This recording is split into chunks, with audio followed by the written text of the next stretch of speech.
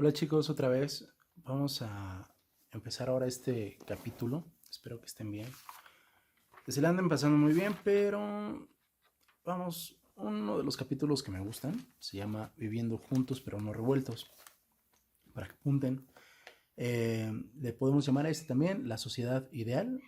Los subtemas son formas de gobierno, equidad, modos de producción, utopía, distopía, democracia, deliberación, tolerancia, sociedad abierta.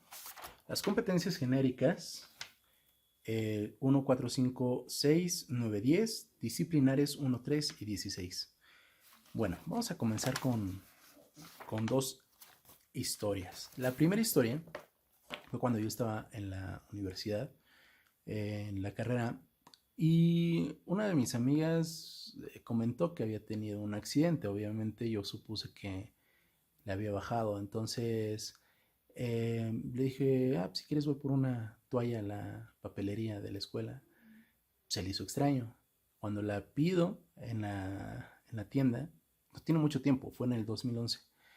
Cuando la pido, también la chica que me despachó se le hizo así muy raro.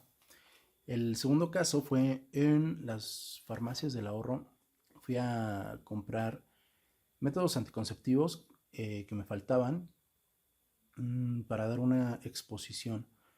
No tiene tampoco mucho tiempo, a lo mucho deberá de tener unos 4 años. Entonces, al mismo tiempo, mi mamá estaba estudiando estaba estudiando su maestría y tenía que exponer un tema. Expusimos el mismo tema, ¿no? Ya para apoyarnos un poco. Llego a la farmacia y pido una, unas pastillas del día siguiente, las post-date. Igual mi mamá llegó enseguida y pide las mismas, ¿no? Para que ella hiciera su exposición. La chica que nos estaba atendiendo ahí, no chica, ya una mujer mayor, nos dijo que ¿qué? ¿No quieren mejor unos preservativos? Sí me sentí incómodo por esa situación. Y una tercera situación, ¿no? Así que también me llamó mucho la atención, es algo personal. Hace algún tiempo me mandaron a hacer estudios bueno, de la garganta, ¿no?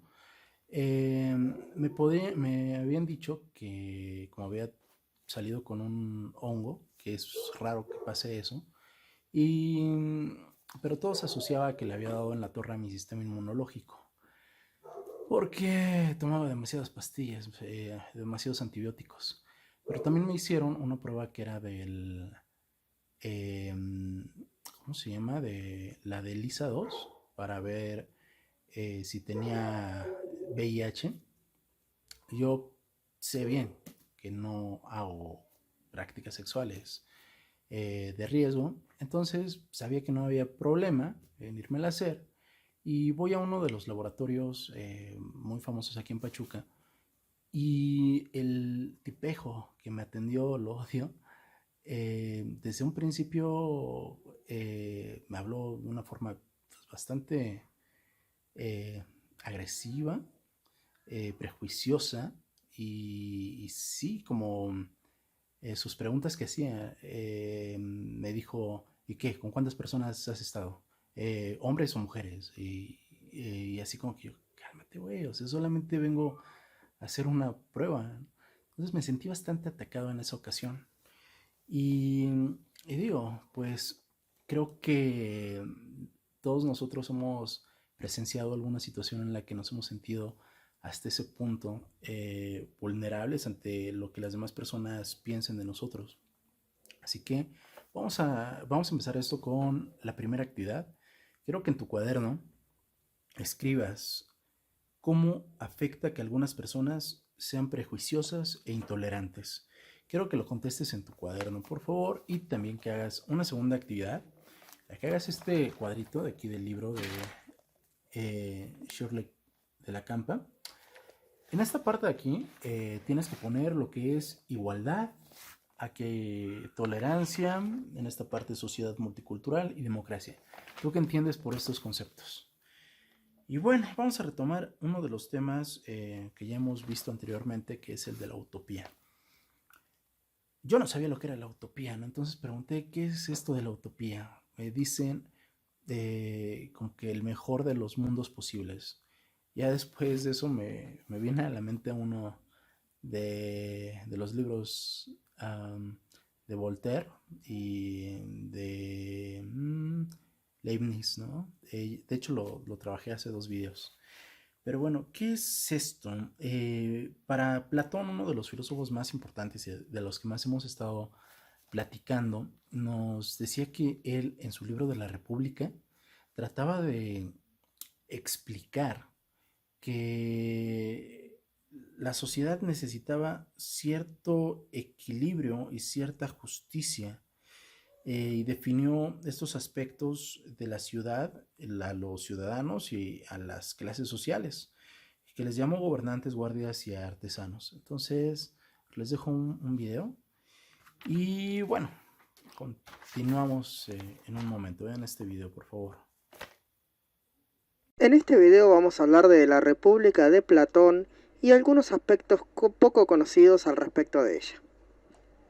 Es una de las primeras utopías o de las primeras grandes utopías del mundo occidental, de carácter abiertamente comunista, como lo plantearía Bertrand Russell, o por lo menos comunitario, es decir, toda propiedad era estatal, hasta límites hoy día poco pensables o imaginables. Vamos a ver un poco acerca de esto. Platón pensaba que la sociedad se dividía en 3 grupos sociales. Los artesanos, cuya alma había sido mezclada con el bronce, eran aquellos que producían, los agricultores y los productores.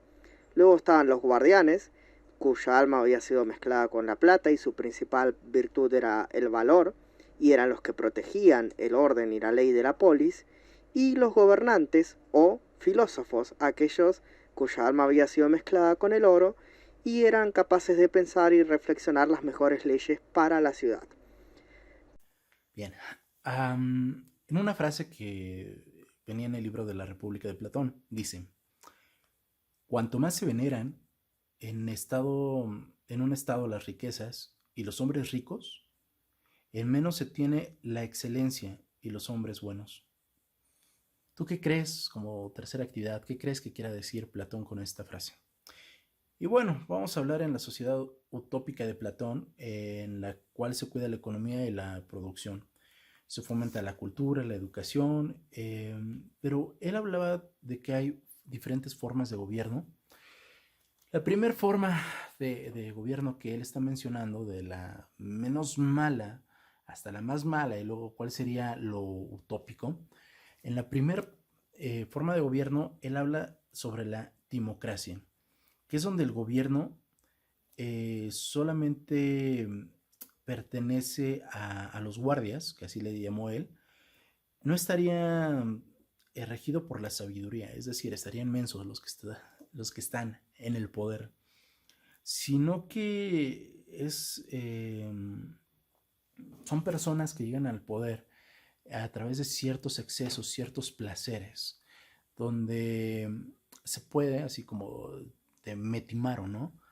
Se puede llegar a ese poder a través de las mentiras. Creo que hace igual unos pocos años estaba escuchando una estación de Veracruz que dijeron que si ganaba tal candidato iba a darle sueldo a las mujeres amas de casa. Digo, creo que se le olvidaron los principios de economía y no sé de dónde demonios iba a sacar esa cantidad de dinero para poder dar esos apoyos, ¿no? Hubo una exageración, es decir, llegan al poder a través de engañar a las personas. Eso es muy malo, creo que en este país no pasa. El segundo punto, que el segundo tipo de gobierno, forma de gobierno, era la oligarquía, donde el gobierno radica en unos cuantos miembros privilegiados de la sociedad que viven en prosperidad, mientras que el resto de la población tiene carencias. Su único fin es acumular riquezas. Estas personas vienen de familias. Digamos, el poder radica únicamente en pocas personas. Otra vez vamos, aquí en Hidalgo, los que son políticos, los famosos políticos, todos han estudiado como que en cierta escuela, ¿no? O se conocen de cierto lugar. Son los que tienen mayor peso político aquí y sus familias son ricas, o sea, realmente tienen muchísimo dinero y pues, es parte de la, digamos que, de la tradición, estar buscando estos lugares dentro de la política para que sigan haciéndose cada vez más poderosos. Y no quiere decir que sean ni buenos ni malos políticos, pero lo único que están buscando es el poder económico. Entonces, hay que pensar eso. Si estas dos son malas, Platón hablaba de una tercera que para él era todavía más mala. Y a que no te imaginas cuál es, ¿no? La democracia. Si diríamos, es que somos un país donde la democracia es el poder del pueblo. Y no. A ver, lo que tú conoces como democracia es una estupidez. Me parece haber escuchado alguna ocasión que mencionaban que Platón decía, cuando se le preguntó qué era la democracia, y que para él era algo así como el poder de los estúpidos. No, ahorita me acuerdo bien de la idea. Pero bueno, ¿por qué lo decía? Porque para él, las personas que llegan hacia la democracia, es decir, hacia gobernarse, son personas que han estado viviendo bajo el yugo de una persona malvada que no le ha importado su educación. Entonces son personas ignorantes. Primer punto. Y en segundo punto son personas enojadas con el gobierno anterior porque les falló. Y se alocan y dicen, ahora queremos tener el control nosotros, pero imagínate, ni siquiera tú mismo puedes ahorita en el encierro estar de acuerdo con todas las cosas en tu casa y seguramente te estás peleando a cada rato con tu familia. Entonces, eso en grande está muy difícil. Además, lo que conocen como democracia en este punto no es democracia.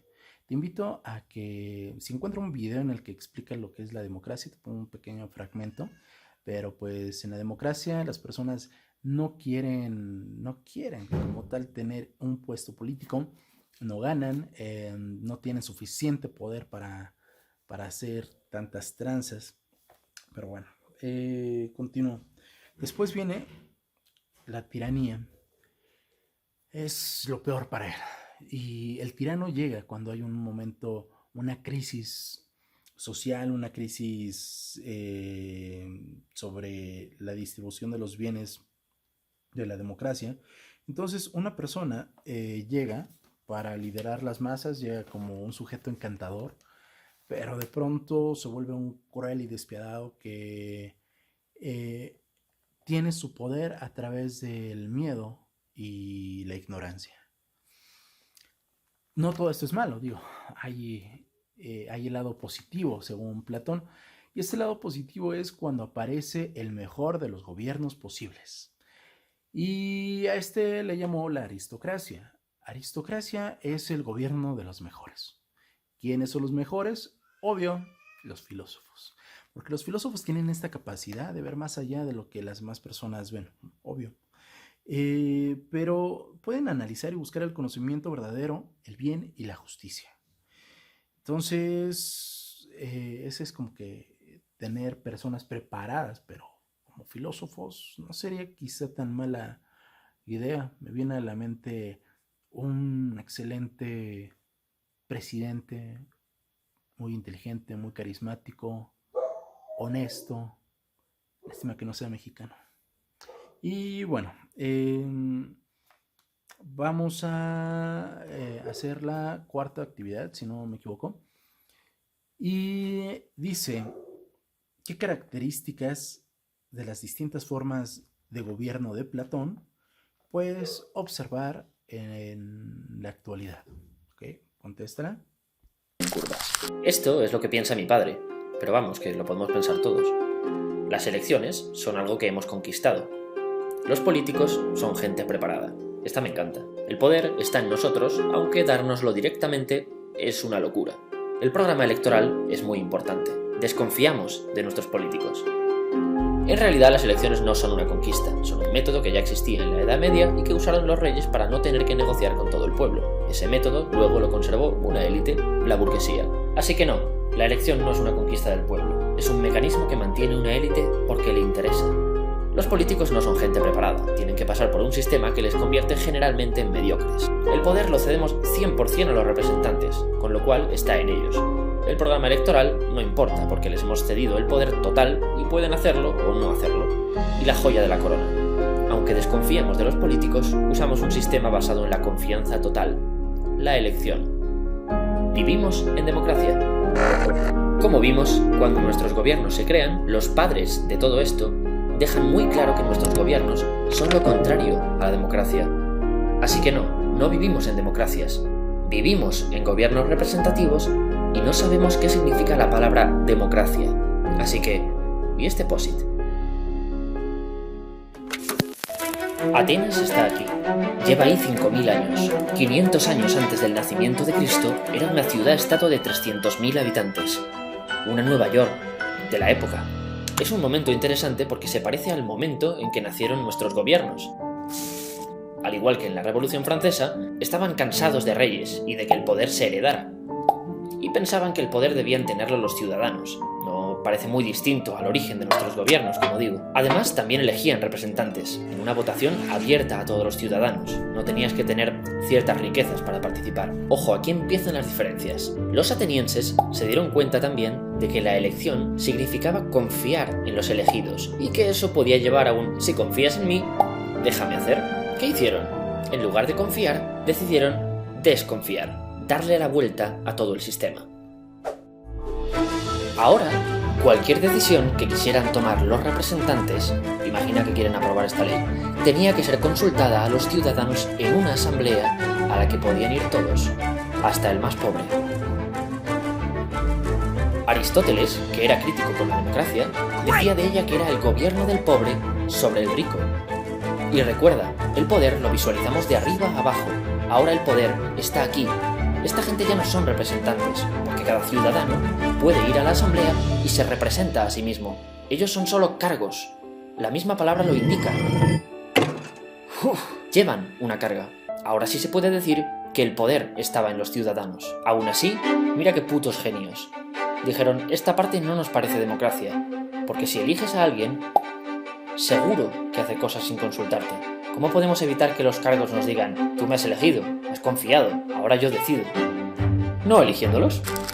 Así que la mayoría de los cargos no eran elegidos, eran seleccionados mediante sorteo.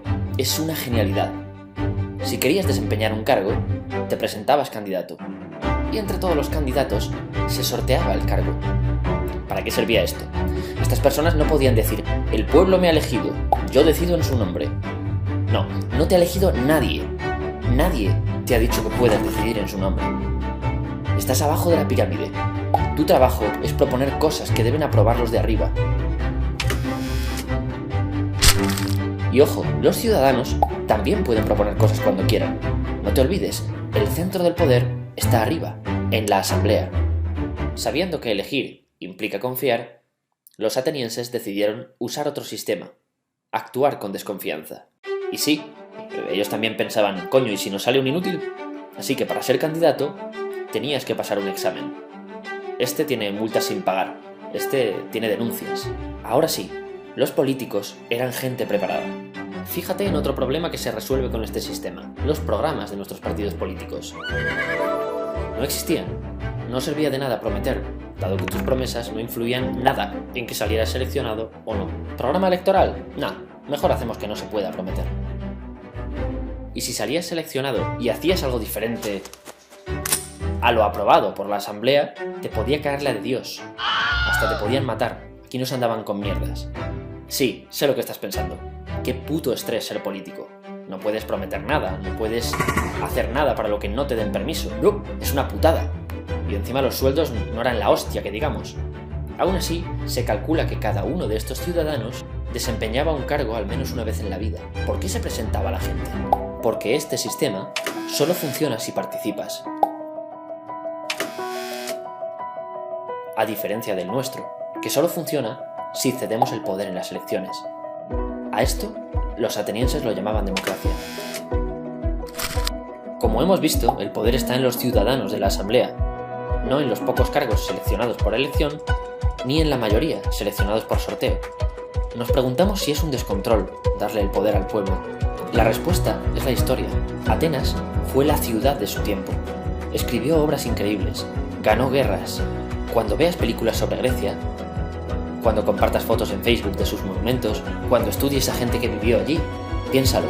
En Atenas, las decisiones las tomaba la gente corriente y duró 200 años. ¿Te parece poco? Pues es exactamente lo mismo que llevan nuestros gobiernos, que nacen hace 200 años con la Revolución Francesa. Dar el poder a los ciudadanos no es una locura, funciona. La asamblea sí que es una conquista del pueblo. ¿Quieres más cosas increíbles? Acuérdate de la polarización. Los partidos necesitan que odies al contrario. Nada de lo que dice el otro es bueno. Son ellos o el fuego. En Atenas no había partidos, solo personas, de modo que estabas más dispuesto a aceptar la opinión de otro. El resultado: en la asamblea se debatía no para ganar, sino para encontrar juntos la mejor idea. Además, piensa en la gente corriente. Si puedes controlar a los cargos políticos y tu opinión cuenta, ¿qué ocurrirá? Querrás hacer política, querrás ir a la asamblea. Como te he dicho, estaba siempre llena. Muchos piensan que la gente pasa de la política y que por eso, ¿para qué darle más poder? Es al revés. Si tenemos el poder de cambiar cosas, tendremos ganas de hacer política. ¿Qué conseguía el sistema ateniense? La igualdad política. Ahora no hay distintos tipos de ciudadanos, gente que elige, partidos, representantes que toman decisiones. No, solo hay ciudadanos. Y los ciudadanos tienen el poder. No, estos no tienen poder. Recuerda, son solo cargos. El gobierno representativo crea una diferencia entre personas, los que ceden el poder y los que tienen el poder, y no da ningún medio de controlar a estos. Es fácil ver por qué los que crearon nuestros gobiernos representativos decían que la democracia era algo opuesto. Es que lo es lo contrario. Poder en los representantes frente al poder en los ciudadanos. Dar confianza ciega frente a desconfiar totalmente. Promesas que no se cumplen frente a un sistema donde es imposible hacer promesas. Gente mediocre frente a gente preparada. Es verdad, no vivimos en una democracia. ¿Pero para qué decirlo? Porque solo cuando sabemos que esto se llama guerra, podemos decir, queremos paz. Si vivimos en gobiernos representativos, ¿queremos democracias?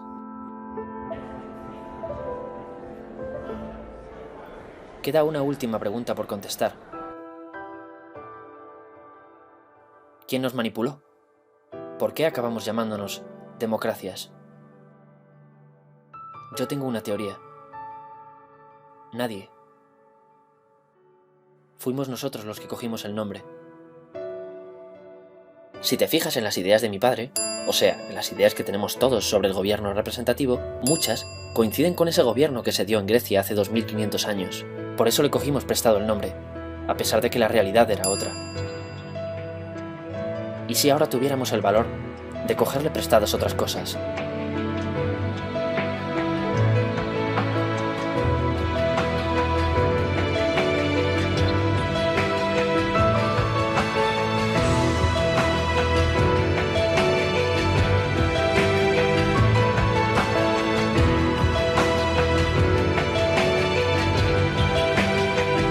Bueno, continuando con lo que era la democracia, ¿no? ¿Cómo Platón no iba a odiar la democracia si su maestro Sócrates la había defendido tanto y pues esos alumnos traidores hicieron que a través de esto pudieran hacer que tomara cicuta, ¿no? Y falleciera. Entonces, quizá de ahí viene su odio hacia la democracia. Pero el austríaco Karl Popper no estaba tan de acuerdo que sea un problema la democracia. Más bien, el problema radica en que se le da demasiado poder a las personas. Estas personas, pues a veces hacen cosas que no deberían de estar haciendo porque tienen mucho poder. Pero él sugería, o él se cuestionaba, quién es el que debe de gobernar. También, quién ha de tener el poder o cuánto poder se le tiene que dar al gobierno. Obviamente, siempre habrá personas incompetentes habrán personas poco honestas, pero lo importante aquí sería crear instituciones en las que estuvieran corrigiendo para que las fallas de estos gobernantes, para que no fueran tan fuertes o no fueran tan desastrosas. Esto iba a ayudar obviamente a que al ir corrigiéndose los daños no fueran tan mayúsculos y que el poder político no pudiera hacer tanto uso del abuso o de la arbitrariedad. Entonces, uno de los mecanismos que plantea Karl Popper para pedir cuentas a los gobernantes es algo que le llama la deliberación. Es decir, la reflexión sobre diferentes situaciones, Leo, en las que se analicen sus beneficios y prejuicios, así como para construir instituciones eficientes que corrijan sus errores continuamente. De esta manera se minimizan los efectos de los malos gobernantes o podrán ser reemplazados por otros más adecuados. Sí hay instituciones, sí hay personas que deberían de estar regulando esto, pero a veces se vuelve complicado cuando son del mismo partido, ¿no? Y como que se vería mal traicionar al partido. Pero al contrario, existe algo que se llama sociedad cerrada. La sociedad cerrada, las tradiciones se conservan sin cuestionarse, o sea, lo que se ha dicho se tiene que seguir haciendo, o lo que se dictamine se seguirá haciendo. Se rechaza el cambio y la libertad es considerada como una verdadera amenaza. Entonces, quinta actividad. Contesta esta pregunta. ¿Consideras que nuestra sociedad es abierta o cerrada? ¿Qué debe mejorarse? Bien. Entonces, según Karl Popper, el sistema político que permite la existencia de las ciudades abiertas es el democrático liberal. Ahí es posible que se dé un ajuste de modos de producción para satisfacer la producción, es decir, un mejoramiento de las formas de organización económica y de trabajo de una sociedad, así como el perfeccionamiento de las instituciones mediante la liberación, crítica racional. De esta manera se reduciría el abuso del poder y respetarían los derechos de las minorías. Por eso, para las sociedades abiertas, la tolerancia es un valor fundamental. Bueno, y les digo lo que decía Karl Popper. Si extendemos la tolerancia ilimitada aún a aquellos que son intolerantes, si no hayamos preparadas para defender a una sociedad tolerante contra las tropelías de los intolerantes, el resultado será la destrucción de los tolerantes y junto con ellos de la tolerancia. Debemos reclamar entonces, en nombre de la tolerancia, el derecho a no tolerar a los intolerantes.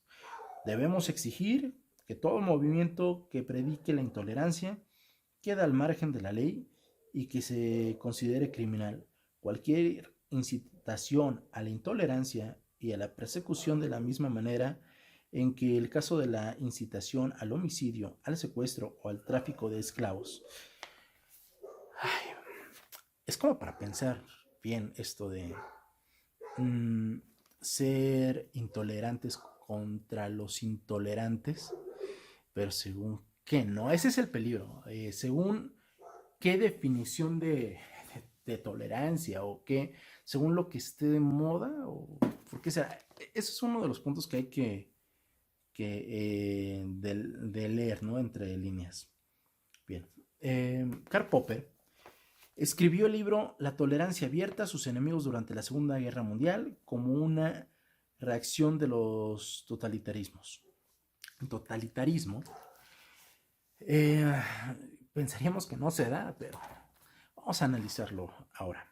Es el sistema político en el cual absolutamente todos los ámbitos de la vida humana, incluyendo los derechos y libertades, están subordinados a los intereses e ideología de los gobernantes. Cualquier oposición es reprimida violentamente por ser considerada una traición al gobernante o partido de poder. Bueno, en el siglo XX el totalitarismo más bárbaro fue el régimen nacionalista alemán. Obviamente, creo que todos conocen a Adolfo Hitler en la Segunda Guerra Mundial. Entre 1933 y 1945 poseía eficaces aparatos propagandísticos y un fuerte componente racista, sobre todo en contra de los judíos. Este régimen asesinó alrededor de 6 millones de personas judías, además otras víctimas no judías como gitanos y homosexuales, personas enfermas. O que no... Vamos a analizar un poquito más. Pero la democracia que describe Popper debe ser cautelosa con el gobernante y hacer valer los mecanismos democráticos como el voto, legalidad, gobierno representativo, ya que estos serán los principales instrumentos para evitar la tiranía. Un demócrata liberal no tiene que estar convencido de que la decisión de la mayoría es justa, buena o correcta. Deberá aceptar la decisión tomada por la mayoría. O sea, como que si la mayoría siempre tuviera la razón, ¿no? Pero siempre desde una posición crítica para poder señalar deficiencias, combatirlas y proporcionar libremente los cambios. Bien, ahora quiero que en tu cuaderno hagas si no me equivoco, la sexta actividad, que pongas cuáles son los puntos de la sociedad ideal para Platón, por un lado, y por el otro lado, la sociedad ideal para Karl Popper. Un cuadrito como este, ¿vale?